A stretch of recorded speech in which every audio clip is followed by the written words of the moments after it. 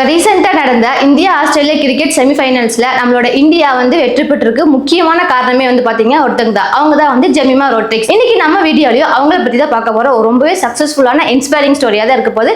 Video ஃபுல்லாக skip பண்ணாமல் பார்த்துக்கோங்க. உங்களுக்கு இந்த வீடியோக்குள்ளே போகிறதுக்கு முன்னாடி ஐடி எக்ஸ்பர்ட்ஸ் எல்லாத்தையுமே வச்சு, அதாவது டாப்ல இருக்கிறவங்க எல்லாத்தையுமே வச்சு பண்டில் கோர்சஸை கிரியேட் பண்ணி நம்ம எக்ஸ்பர்டைசர் அகாடமியில் போட்டுட்டு இருக்கோம். ஸோ உங்களுக்குமே வந்து ஐடியில் நாலேஜ் டெவலப் பண்ணணும், இல்லை ஃபர்தராக ஒரு அப்டேட்ஸ்ல எனக்கு தெரிஞ்சுட்டே இருக்கணும்னு நினைக்கிறவங்க தாராளமாக நம்மளோட கோர்சஸ் எல்லாமே செக் பண்ணி பார்த்துக்கலாம். அதை பற்றின டீடைல்ஸ் எல்லாமே வந்து நம்மளோட டிஸ்கிரிப்ஷன்ல கொடுத்துருக்காங்க. மும்பை மாதிரி இருக்கிற ஒரு ஹைடெக்கான சிட்டியில இருந்து அது ஒரு பெண் வந்து இந்த அளவுக்கு முன்னாடி வர்றது வந்து ஒரு சாதாரண விஷயமே கிடையாதுங்க. ஏன்னா அவங்க வந்து ரொம்ப மிடில் கிளாஸுக்கும் ரொம்ப கீழே இருந்தா அவங்க வந்திருக்காங்க. அவங்க அப்பா வந்து வெறும் டீச்சர், அது போக வந்து எக்ஸ்ட்ராவா கிரிக்கெட் கோச்சராகவும் வந்து இருக்காங்க. அவங்க அம்மா வந்து ஹவுஸ் ஒய்ஃபா இருக்காங்க. இந்த ஜெமிமா வந்து அந்த ஃபேமிலில இருந்து வந்துட்டு இருந்ததுனாலேயே இவங்க கிரிக்கெட்டை வெறும் ஹாபியா மட்டும் பார்க்கல, ஒரு ஹார்ட் பீட்டாவே எடுத்துட்டு போயிருக்காங்க. இவங்களோட அப்பா இந்த ஜெமிமாக்கு 4 வயசுல இருந்தே கிரிக்கெட்டை வந்து சொல்லி கொடுக்க ஆரம்பிச்சிருக்காங்க. எப்பவுமே குழந்தைங்க அப்பாங்களோட இருந்தாங்க அப்படின்னா அவங்க அப்பா போற இடத்துக்கு வர இடத்துக்கெல்லாம் போகும்பொழுது அவங்க குழந்தைங்க வந்து அவங்க பேரண்ட்ஸை பார்த்து அது நல்லாவே அவங்களுக்கு உடம்பு எல்லாமே ஊறியாச்சு கிரிக்கெட் அப்படிங்கிறது. அப்புறம் அவங்க விளையாடுறது பாக்குறாங்க. இவங்க வந்து கொஞ்சம் ஓகே நல்லா பண்றா, ஆனா இன்னைக்கு கொஞ்சம் மிஸ்டேக்ஸ் எல்லாம் இருக்கு அப்படின்னு சொல்லிட்டு அவங்களோட 4 வயசுல இருந்து அது எல்லாத்தையுமே வந்து கரெக்ஷன் பண்ண ஸ்டார்ட் பண்ணிட்டாங்க. எப்படின்னா இப்ப பவுலர் வந்து பால் போட்டாங்க அப்படின்னா எந்த மாதிரி ஆங்கிள் பார்த்து நம்ம பேட் எப்படி வச்சு அடிக்கணும் முதற்கொண்டுல இருந்து ரன் எவ்வளவு வேகமா போய் எடுக்கணும் அப்படிங்கிறது முதற்கொண்டு அவங்களோட 4 வயசுல இருந்து இவங்க கிரிக்கெட்ல கத்துட்டு இருக்கிறாங்காட்டிக்கு 8 வயசுலயே பெரிய பசங்களோடய விளையாடுற அளவுக்கு அவங்க ஸ்டஃப் ஆன் ஆயிட்டாங்க இந்த கிரிக்கெட்ல. இது மாதிரி தான் ஒரு நாள் வந்து அவங்க கிரவுண்ட்ல விளையாட போயிருக்காங்க. அப்ப எதிர்பாராத விதமா வந்து அந்த பசங்க போட்ட பால் இவங்க பேட்ல படுறதுக்கு பதிலா அவங்க தலையில பட்டுருச்சு. அதனால அவங்களுக்கு காயம் அடைஞ்சிருச்சு. அவங்க எல்லாம் கிண்டல் பண்ணிட்டு நீ எல்லாம் சரிப்பட்டு வரமாட்ட, நீ எல்லாம் புள்ள, நீ எல்லாம் எப்படி கிரிக்கெட் விளையாடுறதுக்கு வருவ அப்படின்னு சொல்லிட்டு நீ வேண்டாம் இனிமேல் எங்க டீமுக்கு அப்படின்னு சொல்லிடுறாங்க. அதனால அவங்களும் வந்து ஹாஸ்பிட்டல் போயிட்டு தலையில எப்பவும் போல கட்டு போட்டு அடுத்த நாள் காலையில ஒரு எக்ஸ்கியூஸ் கூட சொல்லாம அவங்க முன்னாடி போய் நின்ன உடனே இங்க இருக்கிற டீம் பசங்க எல்லாத்துக்குமே வந்து ஒரு ஷாக் ஆயிடுச்சு. என்னடா இவ அடி வாங்கி திரும்பி வரமாட்டான்னு நினைச்சா ஒரு நாள் கூட எக்ஸ்கியூஸ் லீவ் எடுக்காம அடுத்த நாளே வந்து நிக்கிற. அவங்களோட கிரிக்கெட் ஜேர்னி அங்க இருந்த ஒரு பிடிப்போட ஆரம்பிக்குதுங்க. மும்பை மாதிரி இருக்கிற ஹைடெக் சிட்டில வந்துட்டு நல்ல கிரவுண்ட் எல்லாம் இருந்தாலும் நல்ல வசதியா இருக்கிறவங்க தான் ரொம்ப டாமினேட் பண்ணுவாங்க. கொஞ்சம் போரா இருக்கிறவங்க எல்லாமே வந்து கிரவுண்ட் வெளியே நின்று தான் வேடிக்கை பார்க்க முடியாது, உள்ள போறதுக்கு கூட அவ்வளோக்கா இது இல்லைங்க. ஆனா இவங்க அப்பா வந்து என்ன சொல்றாங்க அப்படின்னா இந்த பொண்ணை வந்து ஒரு நல்ல ஒரு ஊக்கம் கொடுத்து சின்ன வயசுல இருந்து வளர்த்ததுனால முழுசா வந்து இவங்க அப்பா இந்த ஜெமிமாவை நம்புறாரு. எப்படி எல்லாம் நம்ம கிரிக்கெட்ல வந்து என்னென்ன பண்ணணும், எப்படி மேக்ஸிமம் ஸ்கோர் பண்ணணும், நம்மளோட செல்ஃபை வந்து யாரோட கம்பேர் பண்ணக்கூடாது அப்படின்னு இவங்களோட கிரிக்கெட் ஜர்னி ஒரு பக்கம் போயிட்டு இருந்தாலும் இவங்க அப்பாவோட பர்சனலா வந்து இறங்கி ட்ரெயின் பண்ணவே இவங்களுக்கு ரொம்பவே அட்வான்டேஜா இருக்குங்க. அண்டர் 19 கிரிக்கெட் வந்து நடக்குதுங்க மும்பைல. இதுல வந்து 13 வயசு மட்டும்தான் ஆயிருக்கு நம்மளோட ஜெமிமாக்கு. இவங்க அப்பா வந்து அவங்களோட பார்ட்டிசிபேட் பண்ணிருக்க அலோவ் பண்ணிட்டாங்க. ஸோ இவங்க எல்லாமே வந்து ஒரு மேட்சா இன்னைக்கு ஃபர்ஸ்ட் டைம் ஆட போறாங்க. ஜெமிமா வந்து 13 வயசுல ஒரு டீம் கூட ஆட போறாங்க. ரொம்ப நர்வஸா வந்து இருந்தாங்க. அதுக்கப்புறம் அங்க போன உடனே தான் நடந்ததே மேஜிக்குங்க. இவங்க அடிச்ச அடி எல்லாமே வந்து பாத்தீங்க அப்படின்னா பயங்கர ஷார்ட். இந்த டீம்ல மும்பைக்கு 5 ஓவர்ல 50 ரன் தேவைப்பட்டுச்சுங்க. நம்மளோட ஜெமிமா வந்து ரொம்ப பயங்கரமா வந்து விளையாண்டு அவங்க மும்பையை வந்து ஜெயிக்க வச்சுட்டாங்க. ஸோ இவ்வளவு சின்ன பொண்ணு 13 வயசு பொண்ணால எப்படி இவ்வளவு அழகா கிரிக்கெட் விளையாட முடிஞ்சு அப்படின்னு சொல்லிட்டு எல்லாருமே வாய பொழந்துட்டாங்க. அது எல்லா பிரபலமாய் பேசுறதுக்கு அப்புறமே இந்தியா அண்டர் 19 டீம்லயே வந்துட்டு இவங்க வந்து செலக்ட் ஆயிடுறாங்க. இவங்களோட ட்ரீம்ஸ் வந்து கம் ட்ரூ மூமெண்ட் ஆனாலும் அடுத்த கட்ட ஸ்ட்ரகிள் நோக்கி இவங்களுக்கு ஸ்டார்ட் ஆயிடுச்சுங்க. இந்தியா டீமுக்குள்ள போன உடனே ஒன் டே மேட்ச்ல வந்து பாத்தீங்க அப்படின்னா 202 ரன் நாட் அவுட்டா இந்த 16 வயசு பொண்ணு ஒத்தால நின்று அடிச்சிருக்காங்க. சோ இவங்க இந்த மாதிரி பயங்கரமா பிளே பண்ணனால எல்லா மீடியாமே இவங்கள ஃபோக்கஸ் பண்ணி ஹெட்லைன்ஸாவே வந்துருச்சுங்க. அடுத்தது உமன்ஸ் இந்தியன் கிரிக்கெட்ல வந்துட்டு இவங்க தான் வந்து ரொம்ப டாப்பா இருக்க போறாங்க அப்படிங்கறத இவங்களுக்கு எச்சா வந்து ப்ரெஷர் கிரியேட் பண்ணி விட்டுருச்சுங்க. 2018 அவங்களுக்கு ஒரு ஃபோன் கால் வருதுங்க. அவங்க அம்மா அப்பா எல்லாருமே வந்து அழுகுறாங்க. ஏன்னு கேட்டீங்க அப்படின்னா தன்னோட பொண்ணோட கனவு வந்து நிஜமாயிருச்சு. ஆமாங்க, அவங்க இந்தியன் டீம் விளையாட போறாங்க. அந்த ஜெர்சி வந்து போடக்கூடிய தருணம் வந்து அவங்களுக்கு கிடைச்சிருச்சுங்க. சின்ன வயசுல இருந்து இதுக்காக தான் ரொம்ப ஸ்ட்ரகிளிங்கா எல்லா பிராக்டிஸும் பண்ணி அவங்க என்ன ட்ரீமா வச்சிருந்தாங்களோ அதை அச்சீவ் பண்ண தருணமே அதுதாங்க. அவங்க பேரண்ட்ஸ் எல்லாமே ரொம்ப ப்ரௌடா ஃபீல் பண்ணாங்க. நம்மளோட பொண்ணோட ட்ரீம் வந்து அச்சீவ் பண்ணிட்டா அப்படின்னு. ஓகே, இவங்க டீமுக்குள்ள போனதுக்கு அப்புறம் 2020 மேட்ச் சவுத் ஆப்பிரிக்கா கூட நடக்குதுங்க. இதுல வந்து இவங்க எல்லாம் எக்ஸ்பெக்ட் பண்ண மாதிரி நம்மளோட ஜெமினா நல்லா ஸ்கோர் பண்ணல. ஒரு மாதிரி பதட்டம் ஆயிட்டாங்க. அவங்க ஸ்கோர் எல்லாமே லாஸ் ஆனதுனால இவங்க என்ன நினைச்சிட்டாங்கன்னா கான்ஃபிடன்ஸ் லெவல் ரொம்பவே கம்மியாயிருச்சு, அவ்வளவுதான் நாட்டு இருக்குது அப்படின்னு சொல்லிட்டு ரொம்பவே பயந்துட்டாங்க.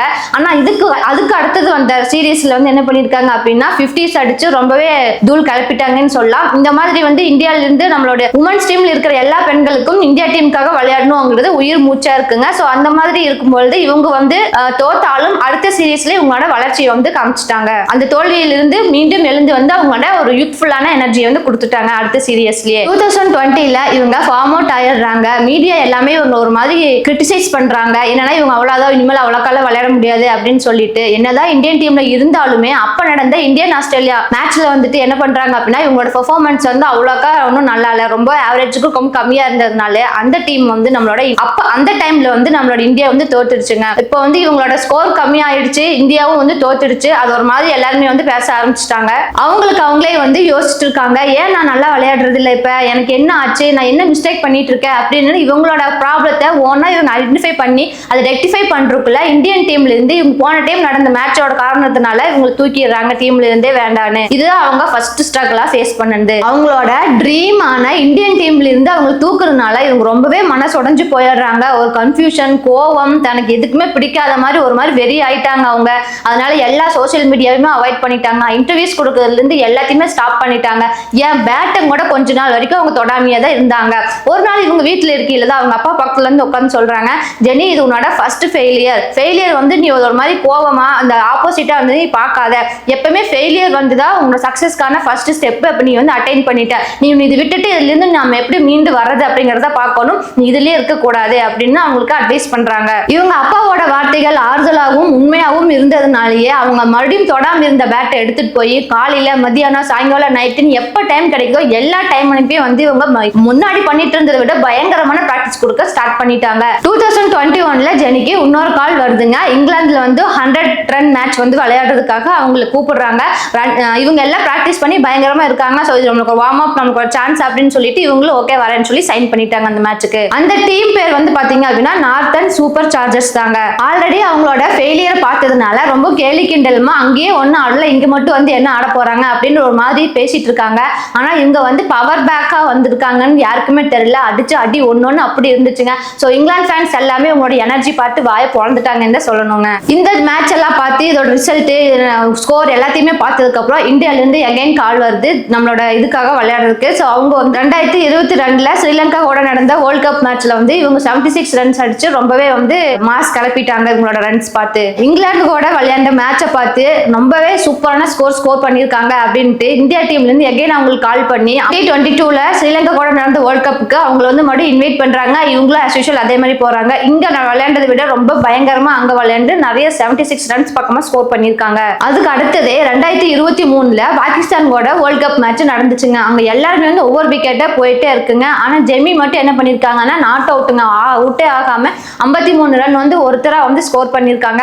அப்படியே வந்து ஒரு த்ரில்லிங்கான இந்தியா வந்து வின் பண்ண ஒரு எக்ஸ்பீரியன்ஸ் வந்து இவங்க கொடுத்தாங்க. அவங்க அப்பா வந்து சொல்லியிருக்காரு, நீ வந்து யாருன்னு ப்ரூஃப் பண்ணிட்டு இந்த உலகத்துக்கு அப்படின்னு சொல்லி சொன்னாங்க. 2023ல பாகிஸ்தான் கூட வேர்ல்ட் கப் விளையாடுறதுக்கு வந்து இவங்களுக்கு சான்ஸ் கிடைச்சது. அதே மாதிரி இவங்களும் போய் எல்லாம் விளையாண்டு இருக்காங்க. இந்தியன் டீம்ஸ்ல இருந்து ஒவ்வொருத்தரா வந்து விக்கெட் அவுட் ஆகி போயிட்டே இருக்கீல, இவங்க மட்டும் கடைசி வரைக்கும் நின்று 53 ரன் ஸ்கோர் பண்ணிருக்காங்க, நாட் அவுட்லிங்க. இது வந்து ரொம்பவே ஒரு ஹார்ட் பீட் இன்க்ரீஸ் பண்ணி நம்மளோட இந்தியாவுக்கு வந்து வின் பண்ணி கொடுத்த லெவல் போயிருக்குங்க. ரொம்பவே லைக் பண்ணி பார்த்தாங்க அந்த எபிசோட்ஸை. அவங்க அப்பா வந்து இந்த உலகத்துக்கு நீ யாருன்னு காமிச்சிட்ட அப்படின்னு ரொம்பவே பாராட்டி சொன்னாருங்க அந்த பொண்ணை. இவங்க கிட்ட இருந்து நாம என்ன கத்துக்கிறோம் அப்படின்னு சொன்னா, என்ன தோல்விகள் வந்தாலும் தோல்வியை பார்த்து நம்ம வந்து பயந்துடக்கூடாது. நமக்கு பயந்துட்டு நமக்கு அவ்வளவுதான் வாழ்க்கையே முடிஞ்சிருச்சுன்னு சொல்லிட்டு நம்ம இருண்டு போய் உட்காராம அடுத்தது என்ன பண்ணணும் அப்படிங்கிற பிளான் பண்ணணும். அது மட்டும் இல்லாம நம்ம எப்படி ஃபர்ஸ்ட் பிராக்டிஸ் பண்ணிட்டு இருந்தோமோ அந்த பிராக்டிஸ் விட இவங்க 10 டைம்ஸ் வந்து கிரேட்டரா பிராக்டிஸும் பண்ணி முன்னாடி இருந்து விட ரொம்ப பவர் பேக்கா வந்து இவங்க ப்ரிப்பேர் பண்ணிட்டு இருக்காங்க அடுத்த சக்சஸ் நோக்கி. ஒரு டைம் ஃபெயிலியர் வந்தனால நம்ம லைஃபே ஒன்றும் முடிஞ்சு போகலன்னு எப்பயுமே உட்காரக்கூடாது. அதை விட்டுட்டு அது ஒரு பாடமா நம்ம எடுத்துட்டு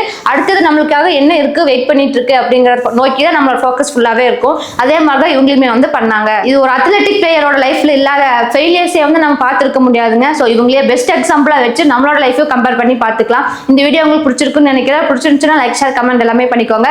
இதே மாதிரி தொடர்ந்து சூப்பரான சக்சஸ்ஃபுல் ஸ்டோரிஸ்லாம் உங்களுக்கு ரீச் ஆயிட்டே இருக்குன்னு நினைச்சீங்களா, நம்மளோட எக்ஸ்பீரியன்ஸ் ஜாப்ஸை சப்ஸ்கிரைப் பண்ணி வச்சுக்கோங்க. உங்களுக்கு வீடியோ ஷூட் பண்றதுக்கு ஸ்டுடியோ தேடிட்டு இருந்தீங்க அப்படின்னா நம்ம கிட்டே விச் டைமண்ட் ஸ்டுடியோ அவைலபிளா இருக்குங்க. A to Z எல்லாமே செட் பண்ணி வச்சிருக்கிறதுனால பாட்காஸ்டிங் பர்பஸ்க்கு, செலிபிரிட்டி இன்டர்வியூ ஷூட் பண்றதுக்குன்னு எல்லாத்துக்குமே நீங்க நம்மளோட ஸ்டுடியோவை யூஸ் பண்ணிக்கலாம். ஸ்டுடியோ பத்தின டீடைல்ஸ் எல்லாமே டிஸ்கிரிப்ஷன்ல இருக்கிற லிங்க்ல கொடுத்துருக்கேங்க, செக் பண்ணி பார்த்துக்கோங்க. Thank you for watching.